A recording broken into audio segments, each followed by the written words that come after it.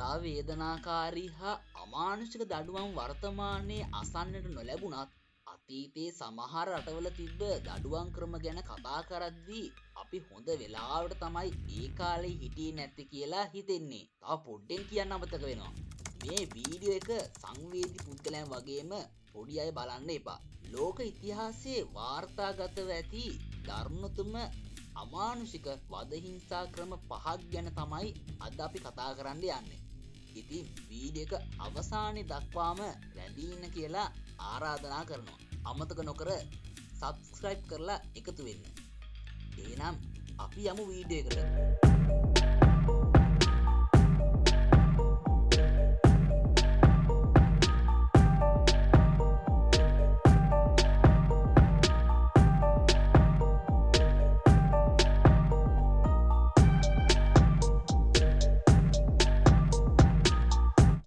එක තාරවත් කර ඔළුව වැක්ස් කිරීම.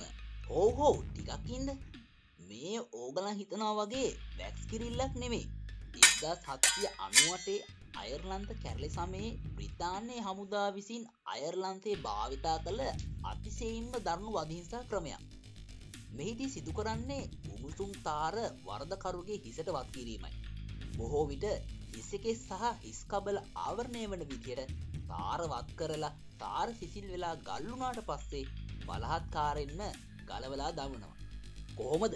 ඇඟත් එක්ක හිරිවටලා ගියා නේද? මෙහිදී බොහෝ විට වරදකරුගේ හිස් කබල, හිසකෙස් සහ සමහර විට කනේ කොටස් හෝ මුහුණේ කොටස්ද ඉරිලා වෙන් වෙනවා. ඓතිහාසික වාර්තාවලට අනුව මේ දඩුවමට ගොදුරු වූ බොහෝ දෙනෙක් ස්ථීර ලෙස විකෘති වෙලා හෝ තුවාල ආසාදන නිසා මිය ගිහින් තියෙනවා. අංක 2 කාල තුවක්කුවක බැඳ වෙඩි තැබීම. බ්‍රිතාන්‍ය අධිරාජ්‍ය විසින් විශේෂයෙන් ඉන්දියාවේ සහ අධිරාජ්‍ය පුරා භාවිතා කළ මරණීය දඩුවම් ක්‍රමයක්. සිරකරුවා ඉදිරියට සිටින පරිදි කාල තුවක්කුවකට මදිනවා. ඉන්පසු වෙඩි තබන විට ඔහුගේ පාද හැර අනෙක් සියලුම ශරීර කොටස් තිබූ බවට කිසිදු සලකුණක් පෙනෙන්නට නැති වෙන්නම ඈතට විසි වෙලා යනවා. මෙම ක්‍රමය බැරෑරුම් වැරදිවලට දඩුවම් ලෙස මෙන්ම සමූහ භීතිය ඇති කිරීමට භාවිතා කරලා තියෙනවා. ඒ දැකීමට පමණක් නෙවෙයි, සිතීමට පවා නොහැකි අතිශයින්ම භයානක දඩුවමක් නේද? ඊළඟට අපි කතා කරන දඩුවම් එක්ක බලද්දී මේ දඩුවම නම් 100% හොඳයි කියලා ඔයාටම හිතේ. අංක 3 කිරිපැණි. කිරිපැණි? ඒ මොකද්ද ඒ දඩුවම? කිරිපැණි කිව්වාම මතක් වෙන්නේ රස කෑමක් වුණාට මේ දඩුවම නම් රස නැහැ.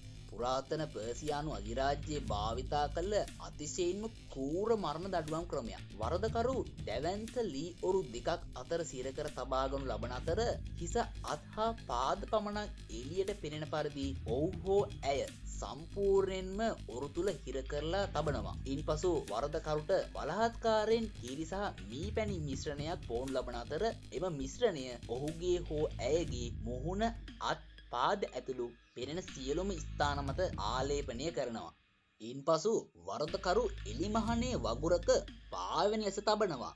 ශරීරයේ තැවරු මී පැණි සහ කිරි මිශ්‍රණයට මැස්සන්, මදුරුවන් සහ වෙනත් කෘමීන් ආකර්ෂණය වන නිසා කෘමීන් විසින් ඔහුගේ හෝ ඇයගේ සිරුරේ පෙනෙන කොටස් කා දමන අතර එම වේදනාකාරී තත්වය දිගටම තබා ගැනීම සඳහා වරදකරුට දිගින් දිගටම මී පැණි හා කිරි ලබා දෙනවා.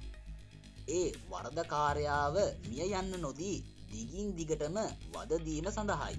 වරදකරු තම මල මුත්‍රා තුල කිදා බසිමින් ඉතා වේදනාකාරී හා අමානුෂික ලෙස ටිකින් ටික මරණයට පත් කර තිබෙනවා. මෙම ක්‍රියාවලිය මේ ආකාරයට දින 17ක් පමණ සිදු කරනවා. ඒ මිය යාමට පෙර ඉතා දිගු වේදනාවක් ඇති කරන්නයි. ඔයා වීඩියෝ එක මෙතනට වෙනකම් බැලුවා නම් ලයික් එකකුත් දාන්න. මේ ඒක නෙමෙයි. කිරිපැණි ටිකක් තියෙනවා කමුද?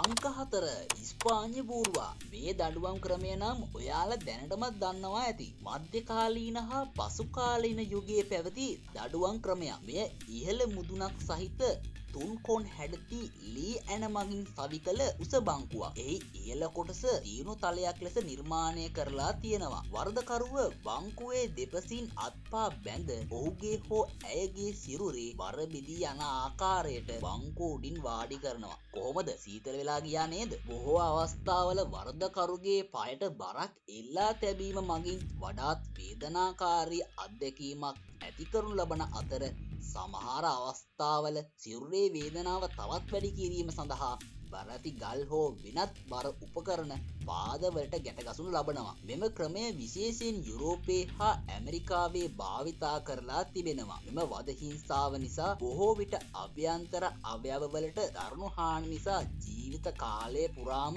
වේදනාවෙන් ජීවත් වීමට සිදු වුණද බොහෝ අය මිය ගිහින් තියෙනවා. මෙහෙම ඉඳන්න ඕන කෙනෙක් ඔයාටත් මතක් වුණා නේද? එයාගේ නම කමෙන්ට් කරලා මේ වීඩියෝ එක එයාට ෂෙයා කරන්න.